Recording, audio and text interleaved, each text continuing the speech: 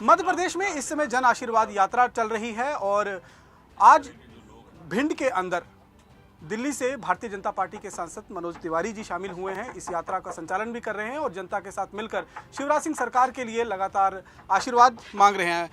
मनोज तिवारी जी हमारे साथ मौजूद हैं। तिवारी जी बहुत बहुत स्वागत है आपका इंडिया डेली लाइव में। सबसे पहले तो मैं ये जानना चाहूँगा कि आज जिस तरीके से G20 का एक सफल आयोजन हुआ है और उसे किस तरीके से आप देखते हैं और किस तरीके से उसके आप व्याख्या करेंगे?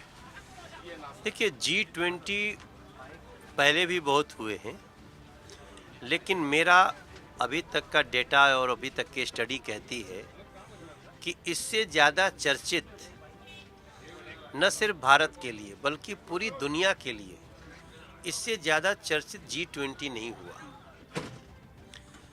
और उसके पीछे कारण क्या है कि वर्तमान समय में जो दुनिया की चुनौतियां हैं, उन चुनौतियों में बड़े बड़े शक्तिशाली देश हिम्मत हार जा रहे हैं जिन विषयों पर, उसमें भारत लीड ले रहा है। जब कार्बन उत्सर्जन पे पूरी दुनिया हार जाती है तो भारत कहता है कि नहीं, हम इस चुनौती को लेंगे और हम कार्बन उत्सर्जन पर विजय प्राप्त करेंगे। जब ये दुनिया आतंकवाद के खिलाफ हथियार डालने लगती है तब भारत खड़ा होता है। और उसके बाद देखिए, बड़े बड़े देश, अमेरिका की भी भाषा विश्वास में बदलती है और बड़े बड़े देश, और वो भारत को अपना एक प्रकार से लीडर मानने लगते हैं। भारत को अध्यक्षता मिलती है G20 की।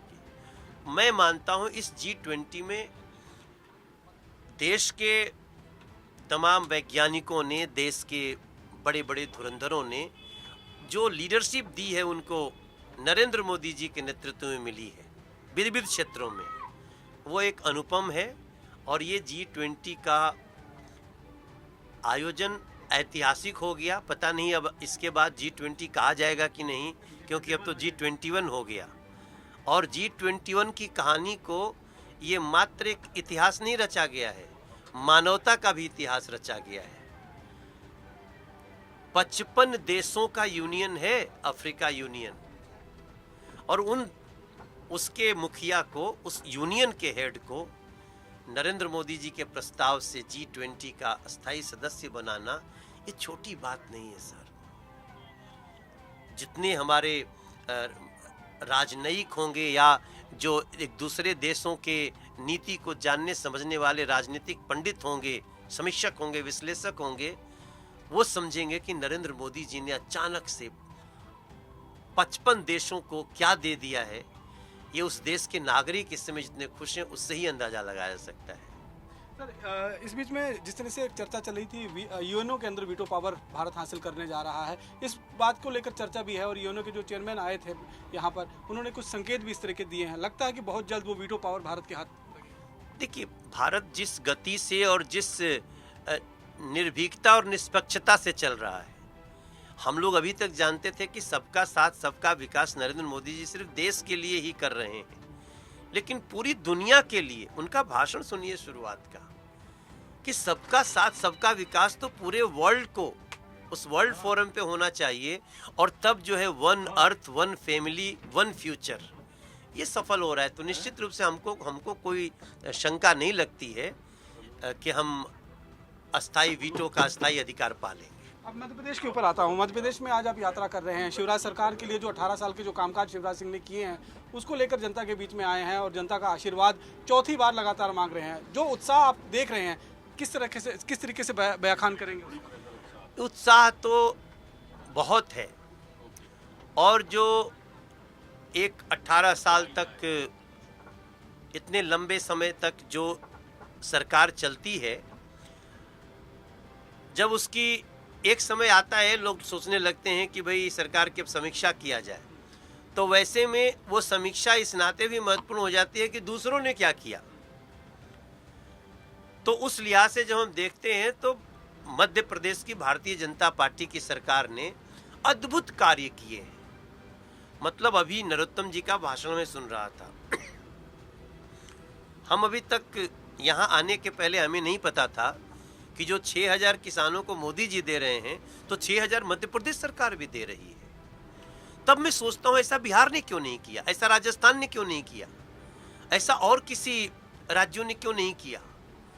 तो ये दिखाता है शिद्दत, ये दिखाता है कार्य पद्धति भारतीय जनता पार्टी की। इस नाते और ऊपर से मैं देख रहा हूँ यहाँ एक लाडली बहन का योजना है। तो आज भी जब मैं आपसे बात कर रहा हूँ तो भी आज उन लाडली बहनों के अकाउंट में 1000 या 1200 रुपया गया है, 1250 रुपये। तो मैं तो और बहुत सारी चीज़ें जो भारतीय जनता पार्टी करती है वो याद करके और लोगों को बताने जगाने आया था, मगर ये जनता कह रही है। जब मैं अपने गृह मंत्री जी को, मध्य प्रदेश गृह मंत्री जी को मैं सुन रहा था और उन्होंने जो वादे किए वो तो कमाल है। मतलब बेरोजगार लोगों को 4000 या 5000 रुपया देंगे, लिख के दिया, कुछ नहीं दिया। 15 महीना तो शासन किया। बाद में वो 2 लाख रुपए किसानों को देंगे, 200 रुपया नहीं मिला। तो इन सारी चीज़ों में मुझे लगता है अब धीरे धीरे भारतीय जनता पार्टी का कोई दूसरा विकल्प है नहीं। भारतीय जनता पार्टी जितना कुछ कर सकी है उससे भी आगे करने के लिए कदम बढ़ा रही है। और I am proud of BJP member. जितनी लंबी सरकार होती है उतना लंबा एंटी इनकम्बेंसी भी जो कहीं ना कहीं फैक्टर काम करना शुरू कर 18 साल हो चुके हैं, 18.5 साल जो है वो शिवराज सिंह सरकार को। लगता नहीं कि एंटी इनकम्बेंसी फैक्टर भी बहुत होगा और चुनौतियां उसको लेकर बहुत होंगी?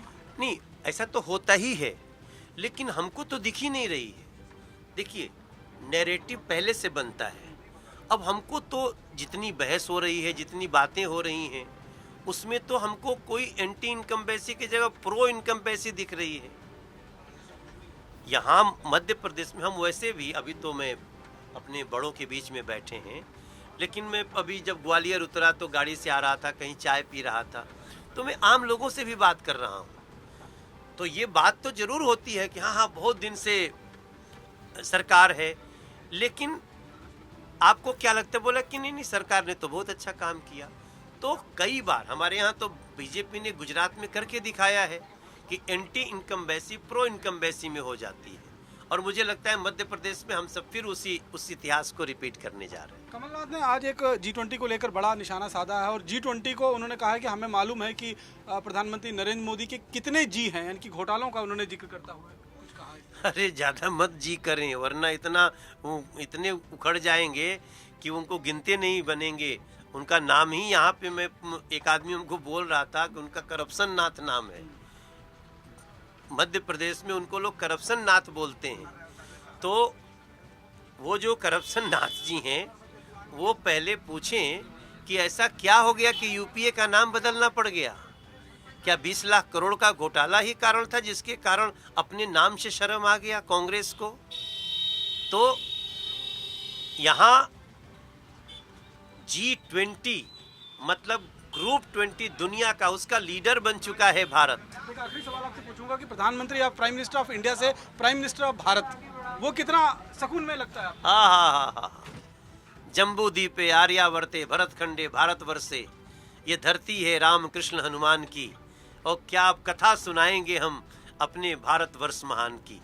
भारत हमारे रोम रोम में है, भारत हमारे रग रग में है। कितना अच्छा लगता है prime minister of Bharat. G20 में बैठ रहे हैं तो नरेंद्र मोदी जी के सामने लिखा है भारत। हमें इंडिया से कोई प्रॉब्लम नहीं है, लेकिन भारत हमारा मूल है, भारत हमारी संस्कृति है, भारत हमारा दर्शन है। इस पर हमें गर्व होना ही चाहिए। और जहाँ जहाँ ये भाव और कितने भी हों, लेकिन भारत हमारा मूल है। कुछ अभी जो समीकरण बने हैं, चाहे मध्य प्रदेश के हो, G20 को लेकर, इनको सबको मिलाकर अगर कुछ 4 लाइनें आप सुना दें हमारे दर्शकों के लिए तो। नहीं, हम तो ये सिर्फ कहना चाहते हैं भैया कि चांद पे पहुंचाया भारत को, मंगल विजय भी होगी। मध्य प्रदेश में बीजेपी फिर आएगा तो मोदी ही आएगा तो मोदी। बहुत बहुत शुक्रिया। तो ये थे बीजेपी के सांसद दिल्ली से मनोज तिवारी जी, जिन्होंने बेबाक अंदाज में अपनी बातें जो हैं वो सामने रखी और साफ तौर में कहा कि आएगा तो दोबारा देश में मोदी ही। कैमरा पर्सन राकेश कोहली के साथ Raman Saini, India daily live, Bhind, Madhya प्रदेश।